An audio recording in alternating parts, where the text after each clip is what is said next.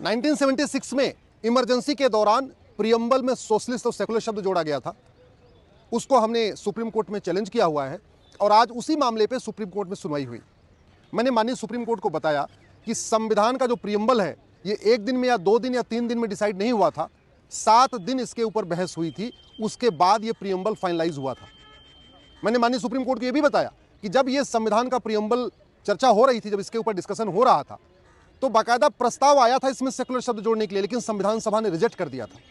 एक बार प्रस्ताव आया कि इसमें सोशलिस्ट जोड़ा जाए, एक बार प्रस्ताव आया इसमें फेडरल जोड़ा जाए, एक बार प्रस्ताव आया इसमें सेकुलर जोड़ा जाए, लेकिन वो सारे प्रस्ताव खारिज कर दिए गए थे संविधान सभा के जरिए।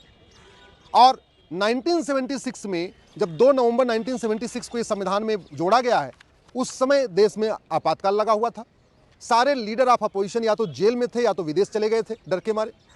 मीडिया का बिजली पानी का कनेक्शन कटा हुआ था और उस समय बिना किसी चर्चा के इसको पास कर दिया गया। मैंने माननीय सुप्रीम कोर्ट को यह भी बताया है कि जो लोकसभा का कार्यकाल था वो 5 साल का, वो मार्च 76 में पूरा हो गया था और ये जो प्रियम्बल बदला गया है ये नवंबर 76 में बदला गया, यानी 8 महीने के बाद। तो ये भी सवाल उठता है कि इमरजेंसी के दौरान, और वो भी जब लोकसभा का कार्यकाल पूरा हो गया है, क्या उस समय संविधान में बदलाव किया जा सकता है, और वो भी संविधान के प्रियम्बल में, जो संविधान का बेसिक स्ट्रक्चर है, जो संविधान का बेसिक फीचर है। मैंने माननीय सुप्रीम कोर्ट से ये भी कहा है कि अगर प्रियम्बल में छेड़छाड़ की परमिशन दे दी गई, संविधान प्रियम्बल में इस तरीके जो जोड़ा गया, इसको लीगलाइज किया गया, तो कल को फिर घटाने की भी परमिशन मिलेगी, फिर तो लोग घटा भी सकते हैं। बड़ी सीधी सी बात है। इंदिरा गांधी जी का जो इलेक्शन था उसको हाई कोर्ट ने रद्द किया। इंदिरा गांधी जी उसके खिलाफ हाई कोर्ट के फैसले के खिलाफ आई सुप्रीम कोर्ट।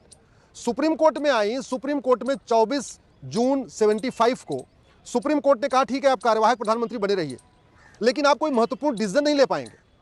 अगर आप इंदिरा गांधी जी की जो कंडीशन थी वो लगभग वही कंडीशन थी जो केजरीवाल जी को जमानत देते समय दी गई। जैसे सुप्रीम कोर्ट ने जब केजरीवाल जी को जमानत दिया तो लिखा था कि आप ऑफिस नहीं जाएंगे, कोई महत्वपूर्ण डिसीजन नहीं ले पाएंगे, किसी महत्वपूर्ण फाइल पे साइन नहीं कर पाएंगे।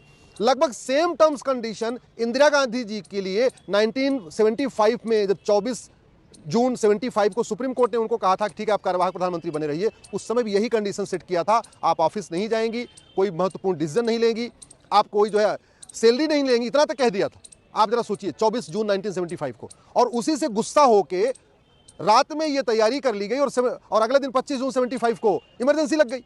तो मैंने माननीय सुप्रीम कोर्ट को यही कहा कि एक तो उनको सुप्रीम कोर्ट से कोई राहत नहीं मिली, कायदे से उनको ऑफिस में जाना नहीं चाहिए था, कोई काम नहीं करना चाहिए था, उन्होंने इमरजेंसी लगा दिया, मीडिया का बिजली पानी का कनेक्शन काट दिया, सारे लीडर ऑफ अपोजिशन को जेल में डाल दिया। चलो ठीक है एक बार इमरजेंसी भी लगा लिया, लेकिन मार्च 76 में तो लोकसभा का 5 साल का टेन्योर पूरा हो गया। जो लोकसभा के सदस्य होते हैं उनको हम जनता 5 साल के लिए चुनते हैं कि आप 5 साल जाइए लोकसभा में जो काम करना है करिए, लेकिन 5 साल के बाद फ्रेश इलेक्शन होगा, फ्रेश जो सांसद चुने जाएंगे, फिर वो आगे नियम कानून बनाएंगे। हमारा ये कहना है कि इमरजेंसी के दौरान जब लोकसभा का टेन्योर एक्सटेंड खत्म हो चुका था, उस समय सरकार एक कार्यवाहक सरकार थी, केवल काम चलाऊ सरकार थी, केवल काम जो मिनिमम जो चीजें होती उनको करने के लिए थी। ना उस समय सरकार के पास कोई कानून बनाने की शक्ति थी, ना और संविधान को बदलने की शक्ति तो बिल्कुल भी नहीं थी। दोबारा फिर से अगले सोमवार के लिए इस पर सुनवाई टल गई है। मैं आशा करता हूं कि माननीय सुप्रीम कोर्ट इस फैक्ट्स को देखेगा। एक बात मैंने माननीय सुप्रीम कोर्ट से यह भी कहा है कि मैं सेकुलरिज्म के खिलाफ नहीं हूं, मैं सोशलिज्म के खिलाफ नहीं हूं। भारत के लोग तो स्वभाव से ही सेकुलर होते हैं, स्वभाव से ही पंथ निरपेक्ष होते हैं, स्वभाव से ही वो सबको एक समान मानते हैं। और वैसे भी सेकुलरिज्म अगर जोड़ना होता तो संविधान निर्माता जब उस वक्त 3 बार प्रस्ताव आया तो एक्सेप्ट कर लेते। डॉक्टर अंबेडकर ने इसका विरोध किया, अलादी कृष्ण अय्यर ने विरोध किया, बहुत सारे लोगों ने इसका विरोध किया, तो उस समय नहीं आया और फिर 76 में जोड़ दिया। मैंने माननीय सुप्रीम कोर्ट से भी कहा है कि प्रियम्बल में जो जोड़ा गया सोशलिस्ट और सेकुलर वो 76 में, लेकिन प्रियम्बल में जो डेट पड़ी है वो आज भी 26 नवंबर 1949 पड़ी है, डेट तक नहीं बदली गई है।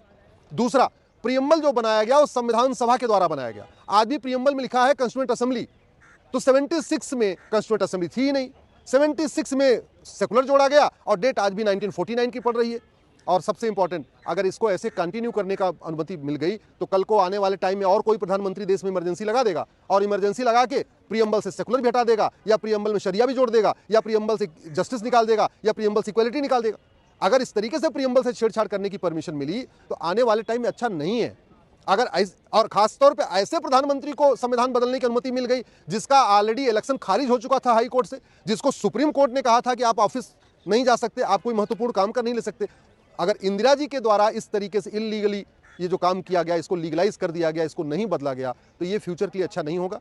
माननीय सुप्रीम कोर्ट के सामने आज मैंने एक सप्लीमेंट्री एफिडेविट फाइल किया है। इसमें हमने 15 क्वेश्चन ऑफ लॉ फ्रेम किए हैं, 15 हमने कॉन्स्टिट्यूशनल क्वेश्चन फ्रेम किए हैं। माननीय सुप्रीम कोर्ट से ये भी कहा है ये मामला बड़ी बेंच को भेजिए, लार्जर बेंच को भेजिए, क्योंकि ये कॉन्स्टिट्यूशनल क्वेश्चंस हैं, तो इसको कॉन्स्टिट्यूशन बेंच ही इसका रिस्पॉन्स कर सकती है और इसके लिए कॉन्स्टिट्यूशन बेंच का गठन होना चाहिए, वो इस पर सुनवाई करे तो ज़्यादा अच्छा है। अब अगले सोमवार को क्या होगा देखते हैं।